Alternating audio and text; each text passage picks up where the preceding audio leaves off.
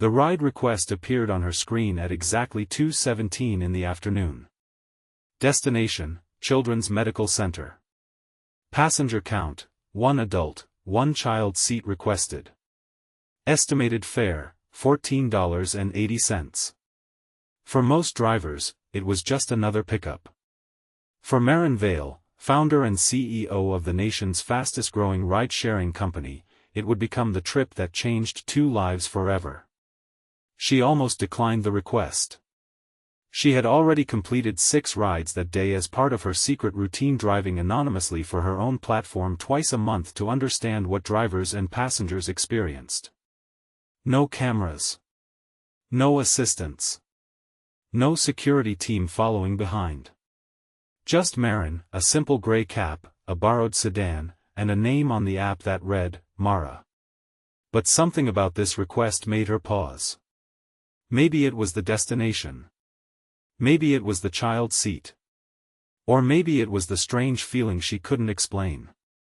Before we continue, if you believe kindness can change lives and that everyone deserves a second chance, please take a moment to like this video, leave a comment sharing where you're watching from, share this story with someone who needs hope today, and subscribe to Kindness Hub for more heartwarming stories that remind us how powerful compassion can be. Maren accepted the ride. At 43 years old, she had built a company worth billions. Investors called her brilliant. Business magazines called her relentless. Employees called her inspiring. But if anyone had asked how she felt when she went home at night, she would have struggled to answer. Success had filled her calendar. It had not filled her life. Years earlier, before investors, board meetings, and international expansion, she had lost her younger brother, Owen, after he spent years quietly battling depression while raising his daughter alone. Nobody saw how badly he was hurting until it was too late. Ever since then, Maren had become obsessed with solving problems, building systems, and creating solutions. But grief had taught her a painful truth. People often hide their deepest struggles behind ordinary routines. She parked outside a small apartment complex on the edge of town. The building had peeling paint and overgrown hedges that hadn't been trimmed in months. A man stepped outside carrying a little girl with one arm and a worn backpack with the other. He looked to be in his mid-30s. His dark hair needed a haircut. His clothes were clean but wrinkled. Exhaustion clung to him like a heavy coat. The little girl smiled politely as he secured her into the child's seat. She couldn't have been older than 6. The man sat in the back beside her instead of taking the front passenger seat. Most parents did. Maren greeted them warmly. The little girl introduced herself as Junie. Her father simply nodded and said his name was Corwin Hale. His voice sounded distant. Not unfriendly. Just tired. Deeply tired. As Maren pulled away from the curb, Junie happily pointed at dogs, bicycles, and bright murals painted on downtown walls. Corwin barely spoke. He stared out the window while rubbing his hands together. Every few minutes, he checked his phone. His shoulders tightened each time he read a notification. Maren noticed details most people overlooked. The overdue utility bill partially visible inside his backpack. The dark circles under his eyes. The lunch container sitting empty beside his feet. The way he forced a smile whenever Junie looked at him. Years of leading people had taught her that silence often says more than words. After several minutes, Junie asked if they could stop for ice cream after the hospital. Corwin hesitated. His eyes softened, then filled with something painful. He promised they would try. The little girl nodded, satisfied with the answer. But Maren saw his hands shake. Traffic slowed near a construction zone. For the first time, Corwin spoke without being asked. He apologized for being quiet. He explained that Junie had appointments every Thursday. Nothing serious, he quickly added. Just follow-up treatments. Maren didn't push for details. Sometimes people talk when they feel safe enough. A few moments later, he continued. Junie had been diagnosed with a rare autoimmune condition 2 years earlier. The treatments were helping. But balancing work, medical appointments, and parenting alone had become overwhelming. Maren glanced into the rearview mirror. Alone. That single word landed heavily. She knew what it looked like. Corwin explained that his wife had passed away 3 years earlier after a sudden illness. Since then, every responsibility rested on his shoulders. He worked nights repairing commercial kitchen equipment.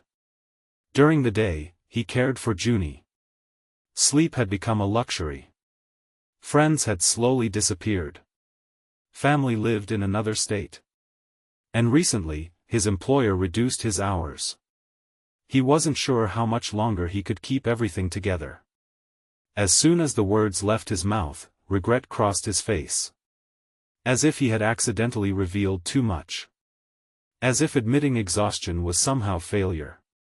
Junie leaned against his shoulder. Without looking up, she squeezed his hand. Children notice more than adults realize. Maren kept her eyes on the road, giving him the dignity of not being watched while he struggled to hold himself together. Outside, the afternoon sun painted warm reflections across shop windows and tree-lined streets. People hurried through ordinary moments. Buying coffee. Walking dogs. Talking on phones. Completely unaware that inside one small car, a father was fighting the quiet battle of his life. When they arrived at the medical center, Corwin checked his phone and froze. His face lost what little color remained. Another message. Another problem. The payment for Junie's medication had been declined. He closed his eyes for a moment. Not long. Just long enough for someone carrying too much weight. Maren understood that look. She had seen it in her brother. The moment when a person isn't asking for rescue. They're simply wondering how many more problems they can survive. Corwin apologized again. He tried to laugh it off. Said he'd figure something out. People always say that.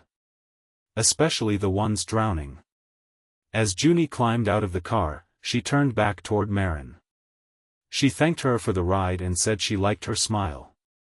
Then she disappeared through the hospital doors holding her father's hand. Maren should have ended the trip. Instead, she parked nearby. For the next 20 minutes, she sat quietly. Thinking. Not as a CEO. Not as a billionaire. Just as a sister who once missed the signs. She opened the driver app. Corwin's profile revealed he was also one of their drivers. Part-time. Rating, 4.99 stars. Completed rides, 3,482. 0 complaints. Maren stared at the numbers. Thousands of rides given. Thousands of people helped reach jobs, appointments, schools, and homes. And now, when he needed help, nobody saw him. That realization stayed with her. The next morning, Maren asked her team to quietly investigate something. Not Corwin personally.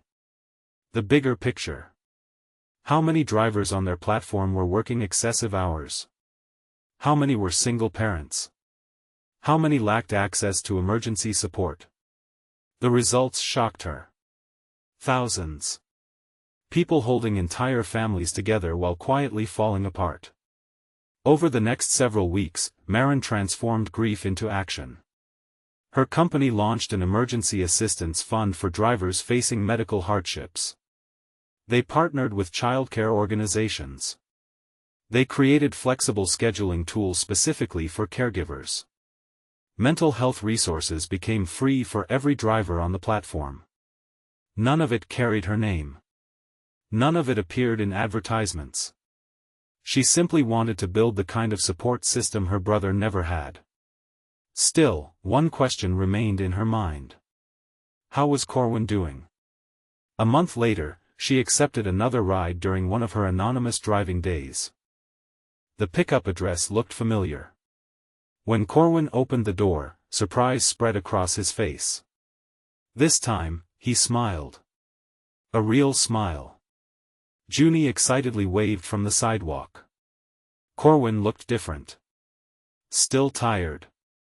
But lighter somehow. He explained that several things had changed recently. His driver app had notified him about the new caregiver support program. A grant had helped cover Junie's medication costs. The flexible schedule options allowed him to work around hospital appointments.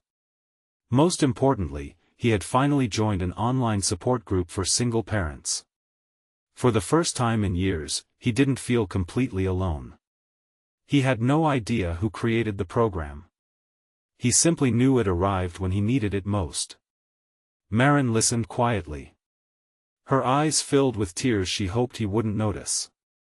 Sometimes changing the world doesn't happen in conference rooms. Sometimes it starts in the front seat of a car. As they drove toward the park where Junie wanted to spend the afternoon, Corwin said something Maren would never forget. He said people talk a lot about being strong. But strength isn't carrying everything alone. Real strength is accepting kindness when it finally finds you. For a moment, neither of them spoke. They didn't need to. The sunlight streamed through the windshield. Junie laughed in the back seat while pointing at clouds shaped like animals. And for the first time in years, Maren felt something success had never given her. Peace. If this story has touched your heart, please take a moment to like this video, leave a comment, and share it with someone who may be carrying invisible burdens. Your support helps Kindness Hub spread more stories that remind us we are never as alone as we think. Special request: comment the words, "Kindness finds a way," if you believe even small acts of compassion can change someone's life. As Maren watched Corwin and Junie walk toward the playground, she realized something simple but profound. Most people are not asking for miracles. They are asking to be seen. To be heard. To know that their struggles matter. Every day, we pass strangers carrying silent heartbreak. The exhausted cashier. The overwhelmed parent. The grieving coworker. The neighbor who always says they're fine. We never truly know what someone is carrying. But kindness costs less than we imagine. A patient conversation. A moment of understanding. A helping hand offered without judgment. Sometimes those small moments become the reason someone keeps going. And somewhere in a city filled with millions of people rushing through ordinary days, a little girl laughed on a playground while her father finally breathed a little easier. Not because all his problems disappeared. But because someone chose to notice. And sometimes, being noticed is where healing begins.